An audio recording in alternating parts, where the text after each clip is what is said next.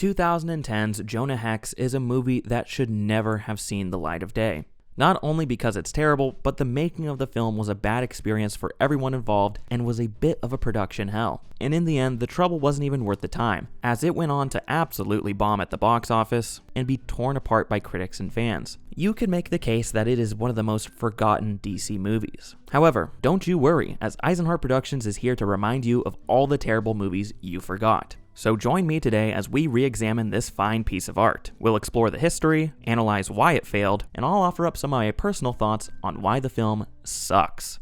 I mean, this was a very, very tough shoot, as you well know. You know what I mean? And it's very, very, once you're out there and it's, it's hot and you got the prosthetics on and all that, and you think, oh my God, I'll never do this again, kind of thing. In case you didn't know, 2010's Jonah Hex is based on the DC comic anti-hero of the same name, who is a Wild West bounty hunter with a scar on his face. Oddly, in most stories, Jonah Hex does not have superpowers, aside from being a really good marksman. So the resurrecting powers he has in this movie were a new invention by the screenwriters. The idea for a live-action Jonah Hex adaptation first originated in 2000, when our dear friend Akiva Goldsman worked with 20th Century Fox to create a 1-hour television special based on the character, although this adaptation never came to fruition. However, Goldsman never gave up hope on the project, and in 2007, he teamed up with Warner Brothers to bring this character to the big screen. The screenwriting duo of Mark Neveldine and Brian Taylor were then attached to both write and direct the picture, who you may know from the Crank series or Ghost Rider Spirit of Vengeance. The script would follow gunslinger Jonah Hex after he is appointed by President Ulysses Grant to track down terrorist Quentin Turnbull, a former Confederate officer determined on unleashing hell on Earth. Jonah not only secures freedom by accepting this task, but he also gets revenge on the man who slayed his wife and child. Josh Brolin was approached for the lead role, who initially hated the script, but he later changed his mind after growing to like its tongue-in-cheek tone. Here's a quote from Brolin on MTV News. "When I first read it, I thought, oh my God, it's awful. And then I had a moment a week later where I thought, why is it awful? Maybe the thing to do is to do the most awful movie I can find. It's so ridiculous. But once I started putting people in my mind and saying, what if I put Malkovich in this role? Then what does the movie become? Now let's put this producer and director on it and think about how it plays out. Then it becomes fun. Now I love the movie." Unfortunately, soon after Brolin said yes, Neveldine and Taylor left as directors of the project due to creative differences. However, they still have the screenwriting credits. This resulted in the project needing to find a director in 2 weeks or else it would be abandoned. So there was a rush to find someone new. A month later, Jimmy Hayward was brought on as the director, who up to this point had only ever directed one movie, that being 2008's Horton Hears a Who. So Jonah Hex would be his first live-action movie. Josh Brolin would state that this is where he thinks the project went south, as Hayward was not the right fit for the movie. Here's another quote from Brolin with Variety. "He just didn't have the experience, and he didn't treat it like I would imagine somebody would want to treat it. To run back to their house at the end of every day and watch tonal inspirations in Scorsese movies or this or that. He would be out partying instead." It's worth noting that he would walk back this statement years later and say this instead. But I don't think it was Jimmy Hayward's fault. I think that's a misconception.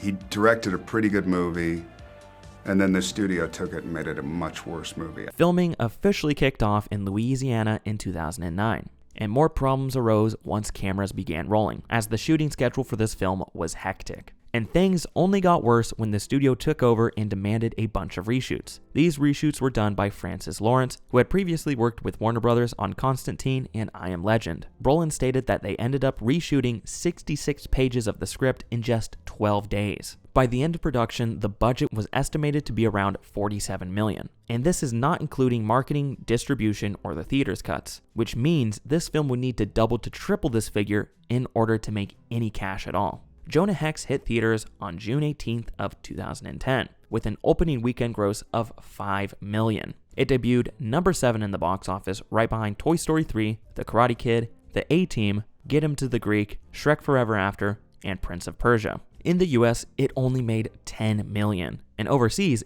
it didn't even crack $500,000, for a total worldwide gross of just under $11 million. Ooh, that hurts. So, Jonah Hex crashed and burned hard at the box office, which of course invites the question of why. Why did it fail so badly? So, I mean, all that's going to be determined on whether it does well and this and that. And, anything can be a franchise at some point, you know what I mean? The first and biggest reason why Jonah Hex failed is that it just straight up sucks. Right out of the gate, it got terrible reviews. It holds a rotten 12% critic and 20% audience score on Rotten Tomatoes, a 4.7 out of 10 on IMDb, and a 1.8 out of 5 on Letterboxd. However, there were some more contributing factors which led to this film's downfall that I think are worthy of note. Jonah Hex has a really weird tone. It's a movie that desperately wants to be mature, but all the edges are shaved off so that it has a commercially viable PG-13 rating. I honestly think it was originally shot to be R, but the studio came in later and cleaned it up, as there are death scenes that are cut away from and adult plot lines which are sanitized or recut. The movie also doesn't quite land with fans of the genres it's trying to hit. It fails both as a comic book movie and as a western. Jonah Hex is already a pretty obscure character, so the built-in fan base was already small. And then the filmmakers went ahead and changed so much about the character that these fans were turned off. It also fails at being enjoyable for fans of the western genre, as it falls into this weird category of genre-blending western flops. These are movies like Wild Wild West or Cowboys vs. Aliens that try to throw a sci-fi or supernatural twist on the western genre, and it always fails miserably. I think this type of movie just doesn't have a very big fan base. Both the conflicted level of maturity and the failure of blending genres made the film hard to market. I don't think DC or Warner Brothers had much confidence in this project, and they saw it as a lost cause. It wasn't even widely released internationally, which of course explains the terrible overseas gross. We can also blame some competition at the theater. Jonah Hex went for the summer blockbuster season, which was a big mistake. It debuted on the same weekend as Toy Story 3, and granted, there isn't much overlap in those intended demographics, but there were also better films playing at the same time that did have the same demographic. The A-Team and Prince of Persia outperformed Jonah Hex, and both of these movies were on their second and third weekend, and they weren't even that good. When your film makes Prince of Persia look good in comparison, you know you have something terrible. However, what about this film is so terrible? Well, I wanted to share some of my thoughts on why it sucks so bad. I think it was a piece of film. I mean, I brought in a lot of really good people. I brought in Malkovich, I brought in Megan, I brought in Fassbender. I don't know what happened.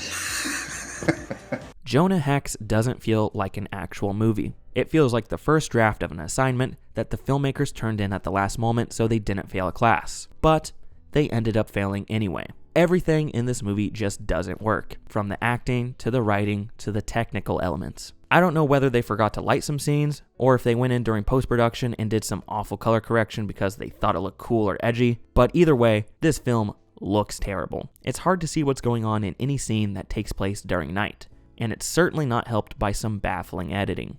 The editing in this movie is just all over the place. You can tell that they didn't get enough coverage while on set, because there are some jarring cuts where you can't tell where the characters are in a scene. The continuity is so baffling and bad that it's insulting to the viewer. We get cuts that don't make sense, scene transitions that come out of nowhere, and there's just no rhythm or sense of cohesion. And this lack of coverage is evident by the runtime. Usually, I'm glad when a terrible movie has a short runtime, but with this film, it just made me think how they probably didn't shoot enough footage and just threw in all they had. Like, we get flashbacks to Jonah watching his family burn at 3 different points in this movie. It is so ridiculous and unnecessary. The performances in this film are also terrible across the board, even with the actors that are usually good in movies and have given great performances, like Josh Brolin and John Malkovich. It felt like everyone here was held against their will and was forced to say these lines at gunpoint, and given the behind-the-scenes drama, I wouldn't doubt it. The only one that seems to be having fun is Michael Fassbender, who plays an over-the-top evil henchman. And that's really the only time this movie works, when it leans into the campiness of the premise and the over-the-top action, like the opening scene where Jonah Hex has 2 machine guns tied to his horse and blows up a building. It is so ridiculous and over-the-top, but it works. Unfortunately, most of the movie takes itself way too seriously, and a majority of the action is so over-edited and messy. The story in this movie is also lacking and barely makes any sense. The plot is contrived with the screenwriters bending over backwards to make the story chug along, as it's entirely held together by plot conveniences.